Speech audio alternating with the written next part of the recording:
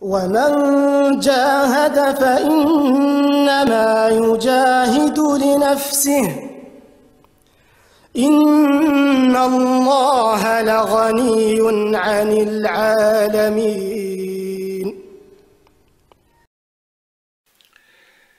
Salam alaikum à tous mes frères et sœurs en islam et belle journée à tous mes frères et sœurs en humanité. Donc mes frères et sœurs, aujourd'hui nous sommes le 12 décembre 2020 et je suis très heureux de vous rencontrer aujourd'hui pour la 48e vidéo de ma série Mes écrits sur l'islam, donc dans laquelle je vais vous lire un texte extrait de mon livre Je vous embrasse d'amour, donc composé d'écrits poétiques, politiques et philosophiques sur l'islam, agrémenté de versets du Coran. Donc cette vidéo, je l'ai intitulée « Quel est le meilleur combat ?» Le prophète sallallahu alayhi wa sallam répondit « Une parole de vérité en présence d'un souverain oppresseur ». Donc ce hadith, c'est le hadith 195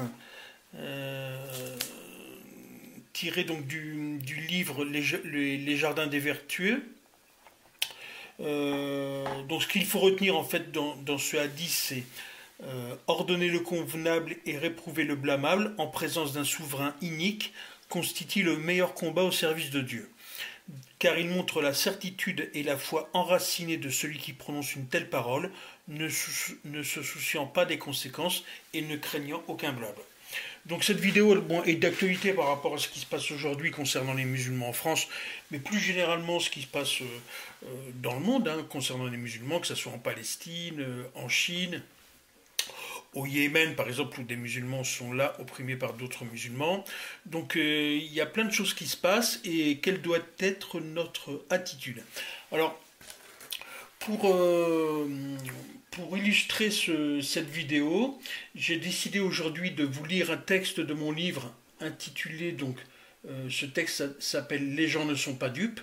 Donc je vous lis ce texte et après on le commentera. Donc les gens ne sont pas dupes. Salam alaikum, la paix sur vous. Chers frères et sœurs, les tentatives des illuminations capitalo-sionistes pour décrédibiliser l'islam avec leurs créatures Daesh, Boko Haram, etc. sont en train d'échouer car, Allahu Akbar, les gens ne sont pas dupes. C'est pour cela qu'ils se convertissent en masse à l'islam, c'est pour cela que nous musulmans devons nous unir et alors nous établirons sur terre, avec tous les hommes et femmes de bonne volonté, un monde de paix, de justice et d'amour pour nous et nos enfants. L'amour vaincra l'intolérance, l'ignorance et l'injustice, Inch'Allah. Paix, shalom, salam, pêche à l'homme, à l'âme.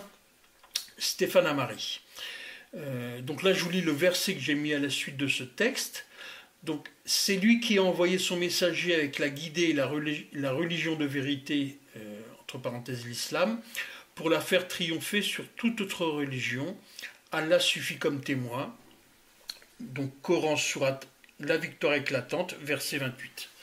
Donc voilà mes frères et sœurs. Alors, donc cette vidéo, je l'ai fait aujourd'hui par rapport à tout ce qui se passe en France. Alors, bon, il y a différents sujets. L'islam, ça fait des années qu'on en parle matin, midi et soir à la télévision. Bon, ça montre la force de l'islam, la puissance d'Allah. Alors là, il y a des nouvelles lois qui sont en cours. Par exemple, la loi sur le séparatisme. Vous avez ce qui s'est passé avec le CCIF, donc le comité contre l'islamophobie qui a été dissous. Entre parenthèses, donc moi je suis adhérent au CCIF. Là, je viens de signer une pétition pour un recours en justice contre l'État pour une fermeture illégale. Vous avez la Baraka City qui a été fermée aussi, alors que c'est une association humanitaire. Il y a une école musulmane aussi qui a été fermée. Donc tout ça, c'est des prétextes plus ou moins bidons. Concernant les écoles musulmanes, moi, dès que j'ai un peu d'économie, j'inscrirai mon fils, Inch'Allah, pour le lycée, par exemple, dans une école musulmane à Toulouse. Pourquoi? Parce que c'est des écoles où il y a un très bon enseignement. D'ailleurs, au niveau du bac, les meilleurs résultats sont faits par des lycées musulmans. et on leur apprend, comment dire, à être droit, puisqu'un musulman est un être droit, donc comment dire, qui milite pour la paix, la justice et l'amour. Donc en ayant des bases comment dire, importantes sur la religion, ça évite à notre jeunesse de se perdre comment dire, dans une société à l'heure actuelle qui est complètement dépravée. Hein. Donc c'est de rester, enfin de devenir un homme digne ou une femme digne, et ça c'est important. C'est pour ça que c'est important pour nous d'inculquer la religion à nos enfants, et dans la mesure du possible, si on en a les moyens, Inch'Allah, de les inscrire et de soutenir les écoles, les lycées, les collèges musulmans. Alors bon, il y a d'autres. Bon, il y a les caricatures, l'histoire des caricatures. Vous avez comment dire, la discrimination qui est faite sur les femmes voilées, par exemple, pour trouver du travail, les perquisitions abusives chez des musulmans qui n'ont rien à voir avec le terrorisme. Donc, comme je le disais, comment dire, le gouvernement en France, mais aussi dans d'autres pays, essaye de décrédibiliser l'islam, puisque l'islam est la vérité. Hein. On voit que le monde à l'heure actuelle ne tourne pas rond. Le système capitaliste est en train d'échouer.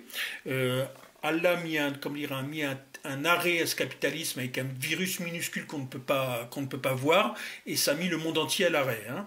Donc Allahu Akbar. Donc c'est pour ça que nous musulmans, on a un rôle très important.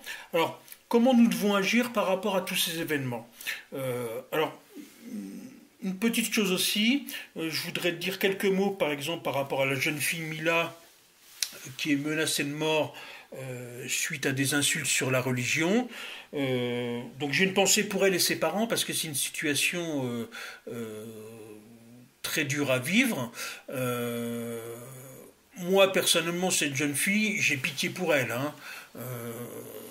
Donc je condamne fortement tous les ignorants, disons, qui lui ont envoyé des menaces de mort. Ça, ce n'est pas l'attitude d'un musulman. Pourquoi? Parce que vous avez déjà l'attitude du prophète, sallallahu alayhi wa sallam, celui qu'on doit suivre. Quand il se faisait insulter, il souriait. Donc une personne, elle peut insulter la religion, etc. Nous, c'est pas notre problème à nous. Hein. Donc comment nous devons agir? Alors pourquoi c'est pas notre problème? Parce qu'une personne peut insulter la religion aujourd'hui et se convertir demain. Hein. Ça c'est par la grâce d'Allah. Si Allah décide comment dire, qu'elle soit musulmane, elle sera musulmane. Quoi qu'elle ait fait dans sa vie. Hein. Et ça, on a plein d'exemples d'islamophobes qui se sont convertis à l'islam. Donc quelle doit être notre attitude? Une jeune fille comme ça, je ne sais pas quel âge elle peut avoir, 17 ou 18 ans, qui insulte la religion, déjà c'est qu'elle ne connaît pas la religion.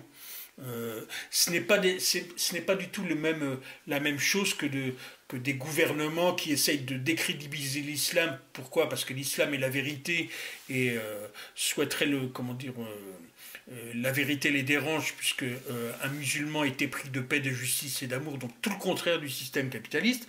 Là, c'est une jeune fille ignorante qui ne connaît de l'islam que les créatures de Daesh, Boko Haram, etc., qui n'ont rien à voir avec l'islam.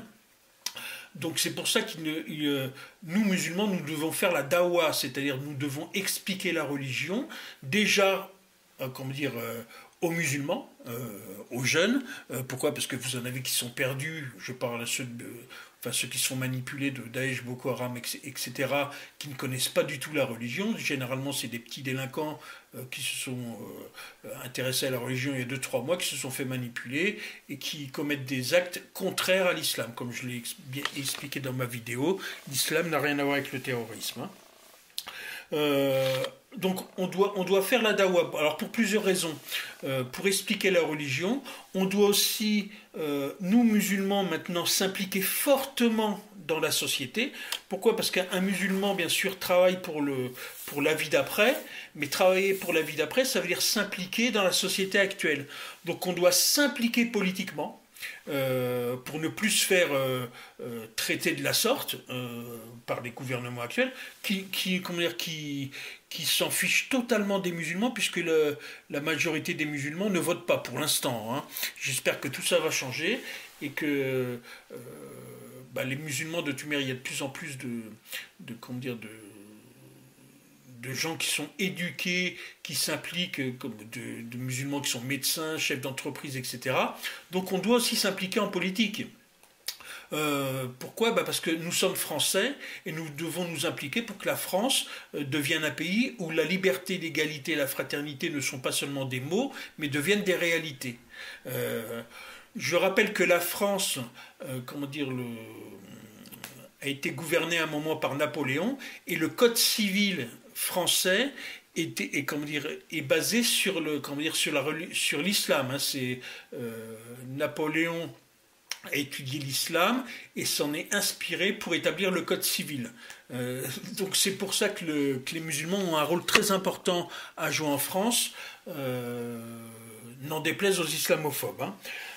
Donc on doit s'impliquer politiquement. Et puis il y a une autre chose aussi importante, mes frères et sœurs.